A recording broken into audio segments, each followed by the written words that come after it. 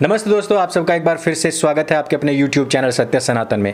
अभी तक हमने आप लोगों को बताया था किस प्रकार से इजराइल फ़लस्तीन इन दोनों के बीच में झगड़ा चल रहा है, एक दूसरे पर वार प्रतिवार हो रहे हैं, किस प्रकार से इजराइल ने मुंह तोड़ जवाब दिया, किस प्रकार से पूरा इस्लामिक जगत इजराइल के खिलाफ खड़ा हो गया, किस प्रकार से भारतीय मुसलमानों ने एक इस्लामिक देश होने के नाते इजराइल के खिलाफ जाकर के फ़लस्तीन का साथ दिया, मानवता का कोई साथ नहीं दिया।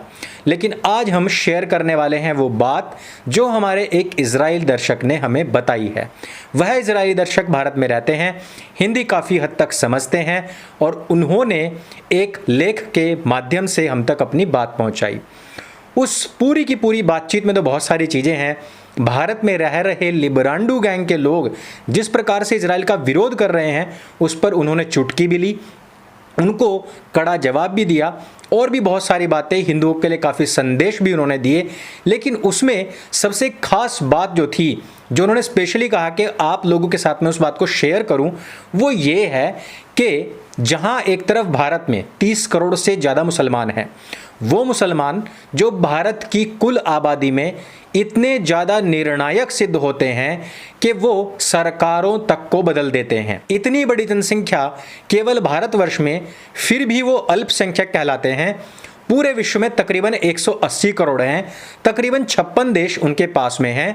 यहाँ पर अल्पसंख्यक का नाटक करने वाले लोग पूरे विश्व में, अब ध्यान दीजिएगा, पूरे विश्व में केवल 1 करोड़ आबादी भी जिन लोगों की नहीं है, उन वैश्विक स्तर के अल्पसंख्यकों के प्रति इन 180 करोड़ मुसलमानों का क्या नज़रिया है, इस बात को सोचिए।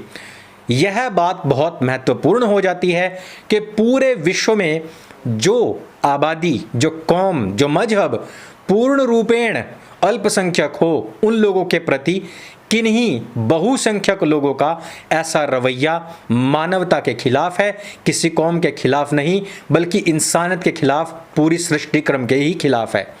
ऐसे समय में मुसलमानों को अपना मुंह बंद करके इजराइल का साथ देना चाहिए था।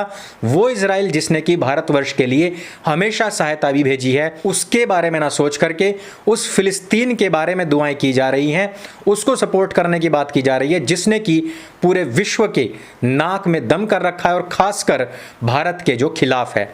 दोस्तों, भारत में ही कांग्रेस पार्टी के नेता अब ये कहने पर उतर आए हैं कि अल्लाह इजराइल का सत्यानाश कर देगा। अब आप जरा सोचिए कि भारतीय मुसलमान किस मानसिकता के साथ में फ़लस्तीन का साथ दे रहे हैं। भारतीय मुसलमानों को, सरकारों को ये सोचने के लिए मजबूर होना पड़ रहा है कि क्या भविष्य में यदि जो आज अपनी उम्मत की लड़ाई लड़ रहे हैं, जब भारत और पाकिस्तान का युद्ध होगा, तो क्या भारतीय मुसलमान इस उम्मत के चलते, इस्लामिक देश के चलते और अल्लाह के बताए हुए रास्ते पर चलने वाले इस्लामिक देश पाकिस्तान के साथ जब भारत का युद्ध होगा, तो भारत के साथ होंगे या फिर पाकिस्तान के साथ में?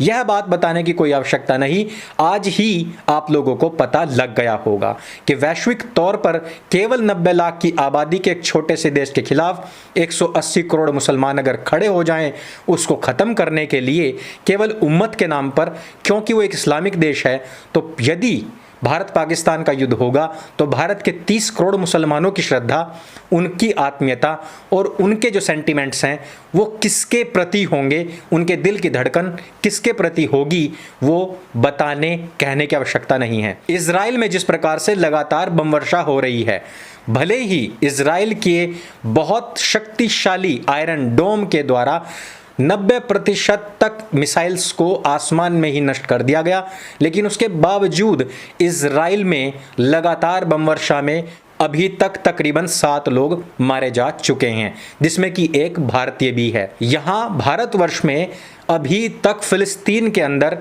जवाबी कार्रवाई के दौरान जो 65 लोग मरे हैं, उनके लिए ज़्यादा छाती पीटी जा रही है, ना कि उन अफगानी मुसलमानों के लिए जो कि खुद एक इस्लामिक आतंकवादी गिरोह के द्वारा अलग अलग फिदाइन बम हमलों में ही मारे जा चुके हैं। असल बात यह है कि कुरान खुद ईसाइयों और यहूदियों के खिलाफ गवाही देती है और मुसलमानों को उनके खिलाफ भड़काती है।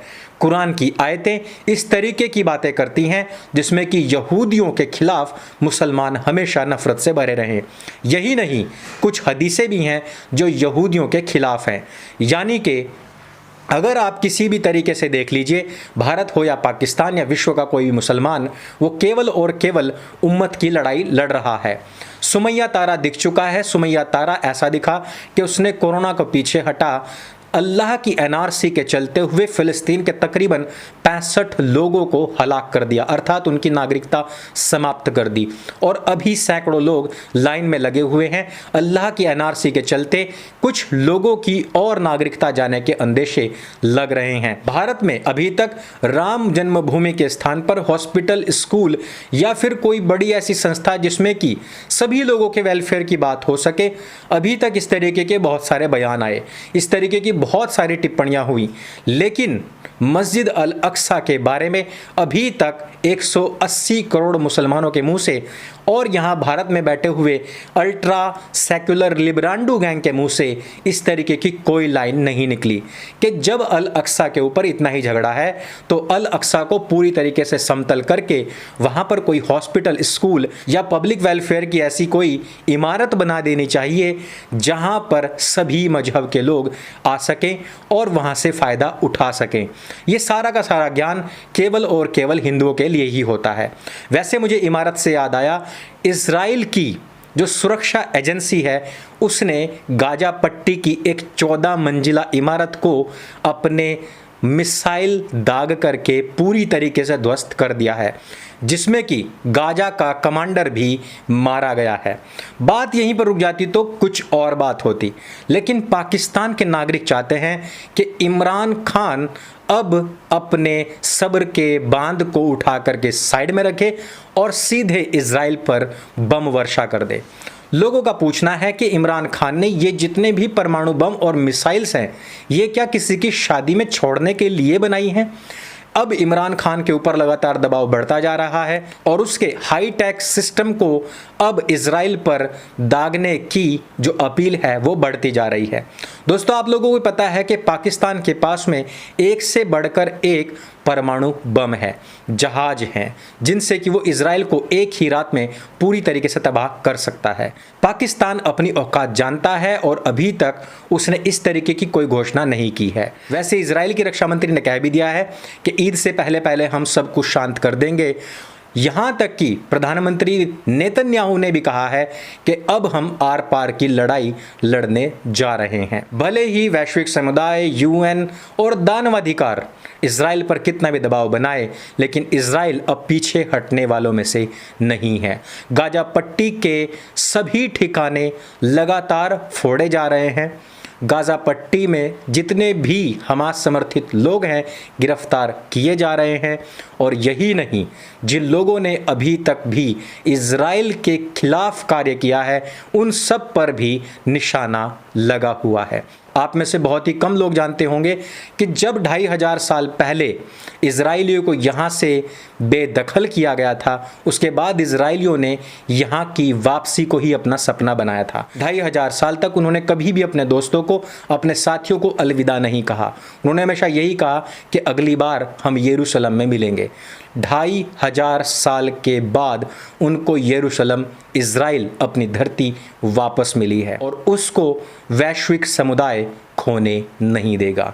ये बात भारत में बैठे मुसलमान भी अच्छे तरीके से जानते हैं, लेकिन इस तरीके के युद्ध इस बात को लेकर के इस पर्सपेक्टिव में सही हैं कि भारतीय हिंदुओं को इनके अंदर का जहर जो छिपा हुआ होता है वो दिख जाता है, इनके अंदर की उम्मत का कीड़ा दिख जाता है। हम यही कामना करते हैं कि इजराइल इसी तरीके से पैलेस्तान की पिलाई करता रहे और भारत में छिपे हुए इन सभी आस्तीन के सांप गद्दारों की सच्चाई भी बाहर निकलती रहे। दोस्तों, आपको क्या लगता है कि इजराइल इस युद्ध को कहां तक लड़ेगा? किस परिणाम तक पहुंचाएगा, और इस विषय में आपको और कौन कौन सी जानकारियां हैं वो नीचे कमेंट करके हमें अवश्य बताइए। आप किसको सपोर्ट करते हैं ये भी हमें कमेंट करके नीचे बताइए, और इजराइल की कौन सी बात आपको सबसे ज़्यादा अच्छी लगती है वो भी नीचे कमेंट करके हमें ज़रूर बताइए। इस वीडियो में सिर्फ इतना ही। हमारा पूर्ण समर्थन इजराइल और उसकी सेना के साथ में है। मेरे संग बोलिए सत्य सनातन वैदिक धर्म की जय। जय हिंद, वंदे मातरम।